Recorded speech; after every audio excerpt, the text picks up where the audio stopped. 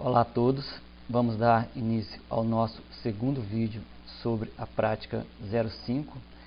Esta prática teve como objetivo determinar a concentração em massa-massa dos íons cálcio em amostra de leite em pó.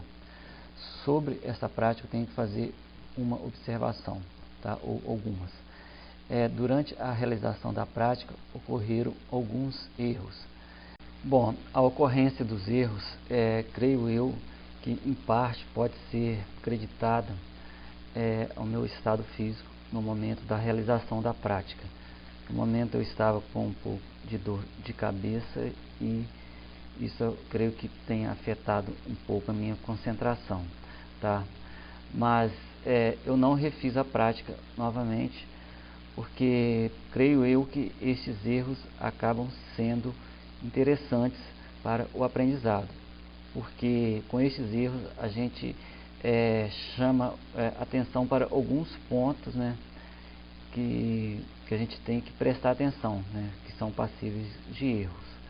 Então assim eu mantive, eu não refiz a prática e durante a apresentação dessa videoaula eu irei chamar a atenção de vocês destes erros, tá? Bom, então voltando a discutir a prática em si, nós vamos quantificar os íons cálcio 2+, para isso nós vamos utilizar o complexante EDTA na forma UY4-, então a reação que ocorrerá será esta aqui. Então a relação molar é 1 mol de íons cálcio reagindo para 1 mol de EDTA. A solução padrão que foi empregada foi uma solução de EDTA na concentração de 0,02 mols por litro. Como eu preparei uma solução com 100 ml, então eu teria que pegar 0,002 mols de EDTA, tá? Já que a massa molar do EDTA é esta aqui, então eu transformei mols em gramas e pesei esta massa de EDTA, 0,744 gramas. É claro que eu realizei essa pesagem após deixar o EDTA em torno de 1 hora secando em forno, a temperatura de aproximadamente 100 graus. A gente também utilizou, eu também utilizei, né, um tampão pH 10. Como que eu preparei esse tampão pH 10? Eu peguei a solução de amônia concentrada, coloquei aproximadamente 10 ml em uma proveta, diluí para aproximadamente 40 ml, fui adicionando HCl concentrado gota a gota e acompanhando o pH, porque o pH teria que ficar em 10, tá? Para isso eu utilizei um eletrodo de vidro e um pHmetro, sendo que todo o procedimento foi realizado na capela. Então a reação que nós tivemos foi essa aqui: partimos com amônia em excesso, foi adicionado HCl, então ao final tivemos o amônia mais o sal, tá? O seu íon, o seu, no caso a amônia é a base, então aqui seu ácido conjugado. Para que tenha o tampão é necessário que se tenha este par.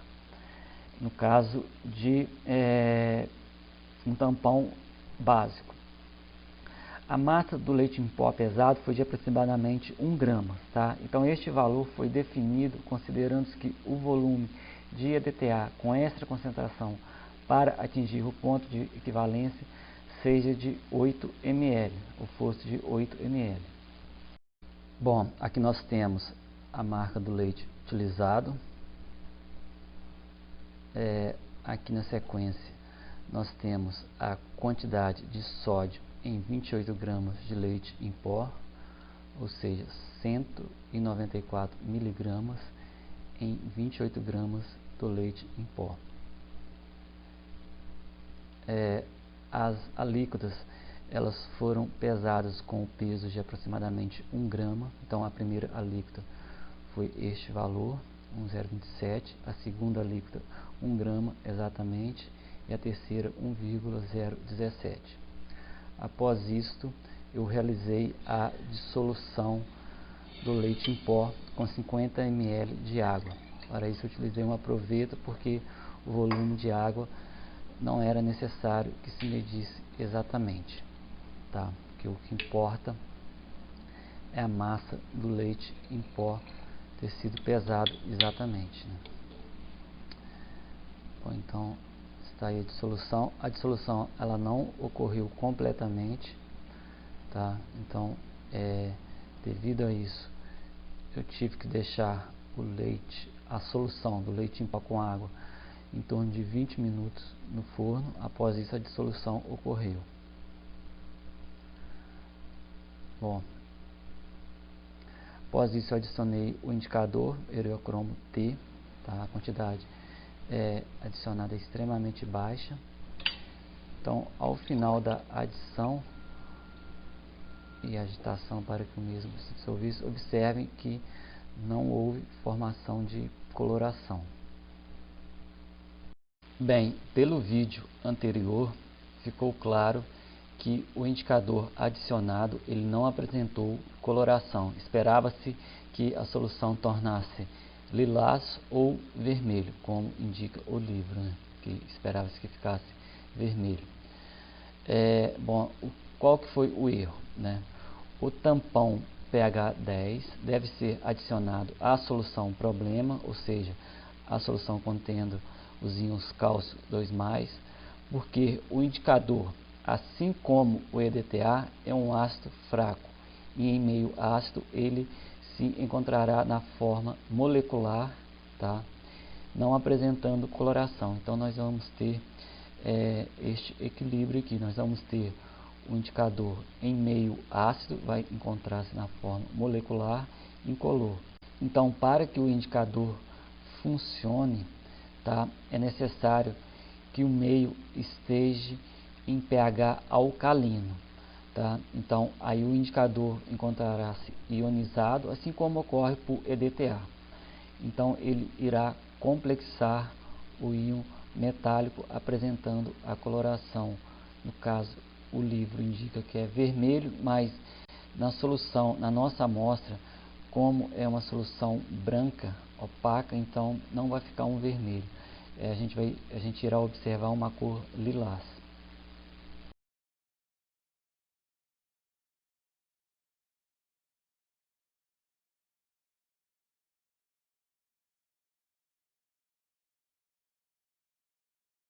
Bom, então ficou claro a necessidade de se adicionar o tampão antes da adição do indicador.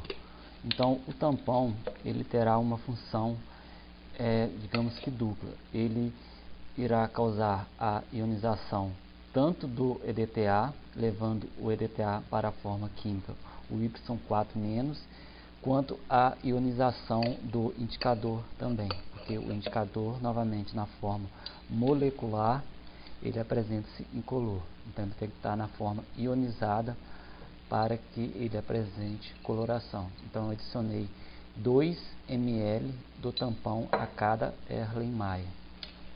Tá? Para isso, eu utilizei uma pipeta graduada de 5 ml.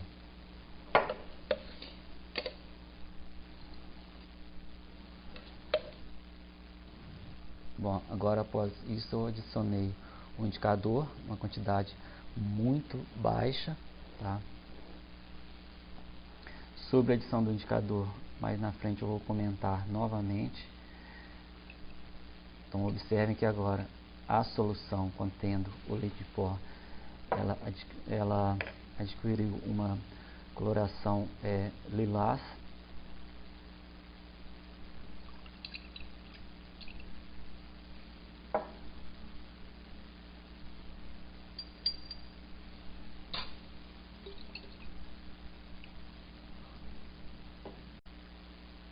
Bom, após isso, iniciou-se então a titulação com o EDTA. Aqui nós temos a nossa primeira alíquota, tá? Os Erlenmeyer estavam todos numerados. Eu acelerei um pouco o vídeo para já irmos para o final da titulação.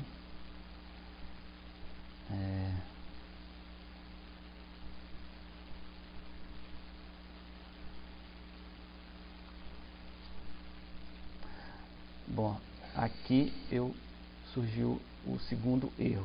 Observe que o volume, ponto de viragem, o ponto de viragem, então eu parei a titulação e fui olhar o volume.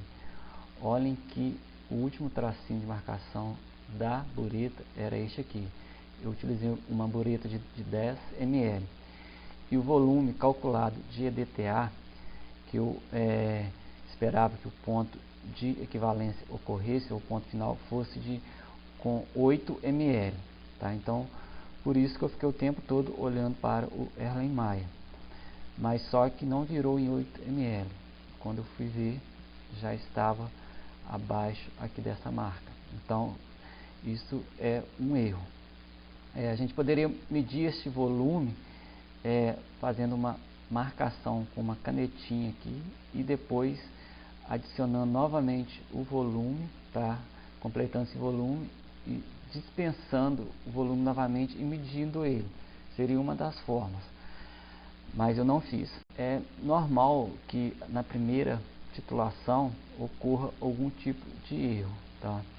Continuando, aqui nós temos a segunda titulação. Eu deixei ao lado o Erlenmeyer já da primeira titulação para poder ficar observando a cor, isso para facilitar a identificar o ponto final, tá? Então aí eu acelerei um pouco.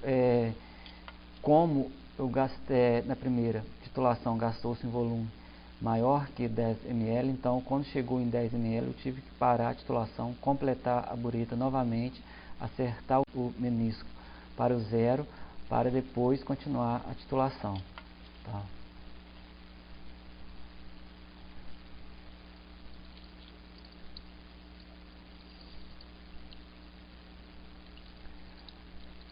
Bom, aí nós temos o ponto final, tá? Então é uma coloração azul, um azul claro.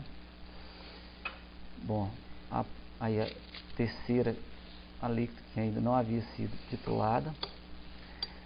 Depois eu iniciei a titulação da terceira amostra, ou terceira alíquota. Tá? Novamente eu tive que completar o volume da bureta, tá? Porque gastou-se mais que 10 ml. E aqui nós temos as 3 amostras já com o ponto final que já sofreram a viragem, mudança de cor do indicador. Observem que cada uma apresentou uma coloração em tons diferentes. Bom, isso também não é algo desejável. Como que a gente poderia contornar isso daí?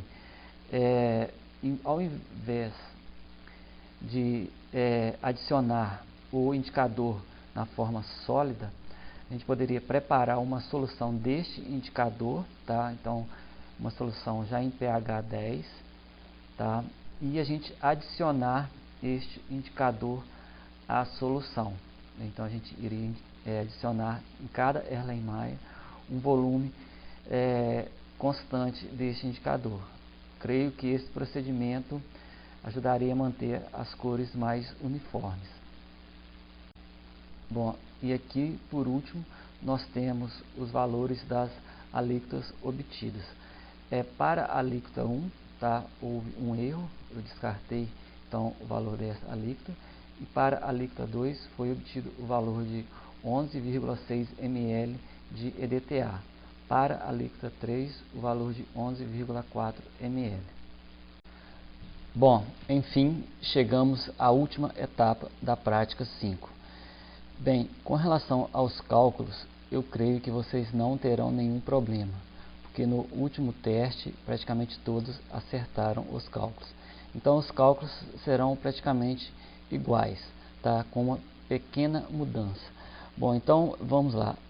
A informação que nós temos a concentração de EDTA e temos o volume. Então a concentração nós podemos escrever dessa outra forma, ou seja, em 1 litro nós temos 0,02 mols, então em 0,0116 litros eu vou ter quantos mols de EDTA, tá? Então a gente obtém o número de mols de EDTA neste volume. Pela reação, então, uma reação entre o EDTA e o cálcio, e a estequiometria nos diz que essa relação é de 1 mol para 1 mol. Então, se eu tenho x1 mols de EDTA, eu também terei x1 mol de íons cálcio. Bom, a outra informação que nós temos é a massa molar do cálcio, que é 40 gramas por mol. Então, eu posso escrever também dessa outra forma. Em 1 mol eu tenho 40 gramas, então em x1 mol vou ter quantas gramas? Então, eu vou achar o número de gramas de íons cálcio. Então, eu faço a relação. Em 1 grama da amostra, que foi pesada, voltando lá, a amostra que é a alíquota 2, tá? Então, a gente pesou 1 grama da amostra. Então, se em 1 grama da amostra eu tenho x2 gramas de cálcio, então, quantos gramas de cálcio que eu vou ter em 28 gramas da amostra? Esses 28 gramas da amostra refere-se ao rótulo, tá? Porque a quantidade de cálcio é dada em 28 gramas da amostra. Então, a gente tem que fazer o mesmo procedimento para a alíquota 3. Depois, a gente vai obter a média dessas duas alíquotas. Uma vez que a gente obtiver a média, por fim, a gente vai então comparar o valor obtido com aquele fornecido no rótulo pelo fabricante. Então, aqui encerra-se a prática 5.